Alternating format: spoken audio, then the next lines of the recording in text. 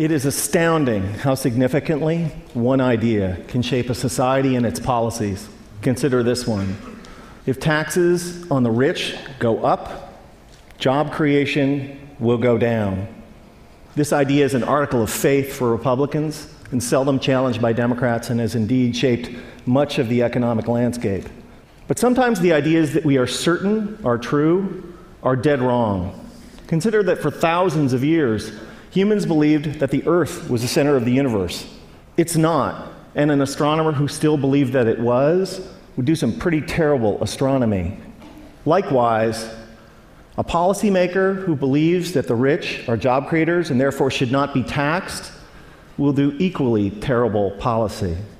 I have started or helped start dozens of companies and initially hired lots of people, but if there was no one around who could afford to buy what we had to sell, all those companies and all those jobs would have evaporated. That's why I can say with confidence that rich people don't create jobs, nor do businesses large or small. Jobs are a consequence of a circle of life-like feedback loop between customers and businesses.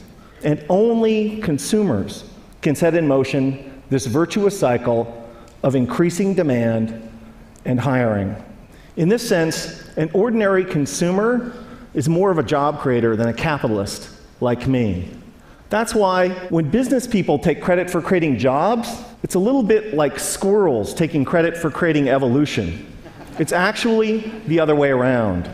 Anyone who's ever run a business knows that hiring more people is a course of last resort for capitalists. It's what we do if and only if rising consumer demand requires it. And in this sense, calling ourselves job creators isn't just inaccurate, it's disingenuous. That's why our existing policies are so upside down. When the biggest tax exemptions and the lowest tax rates benefit the richest, all in the name of job creation, all that happens is that the rich get richer.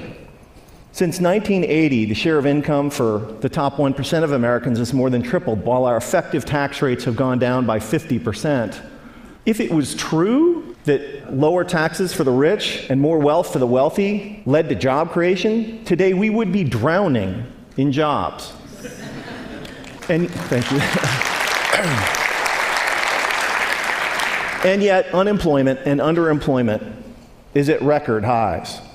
Another reason that this idea is so wrong-headed is that there can never be enough super rich people to power a great economy. Somebody like me makes hundreds or thousands of times as much as the median American, but I don't buy hundreds or thousands of times as much stuff. My family owns 3 cars, not 3,000. I buy a few pairs of pants and shirts a year like most American men. Occasionally we go out to eat with friends. I can't buy enough of anything to make up for the fact that millions of unemployed and underemployed Americans can't buy any new cars, any clothes, or enjoy any meals out. Nor can I make up for the falling consumption of the vast majority of middle-class families that are barely squeaking by, buried by spiraling costs and trapped by stagnant or declining wages. Here's an incredible fact, that if the typical American family still retained the same share of income that they did in 1970, they'd earn like $45,000 more a year. Imagine what our economy would be like if that were the case. Significant privileges have come to people like me, capitalists, for being perceived as job creators at the center of the economic universe, and the language and metaphors we use to defend the current economic and social arrangements is telling. It's a small jump from job creator to the creator.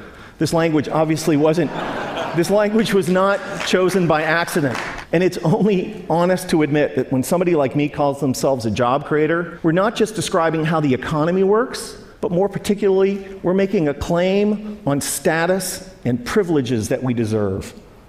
Speaking of special privileges, the extraordinary differential between the 15% tax rate that capitalists pay on carried interest, dividends, and capital gains, and the 35% top marginal rate on work that ordinary Americans pay, is kind of hard to justify without a touch of deification. We've had it backwards for the last 30 years. Rich people like me don't create jobs. Jobs are a consequence of an ecosystemic feedback loop between customers and businesses.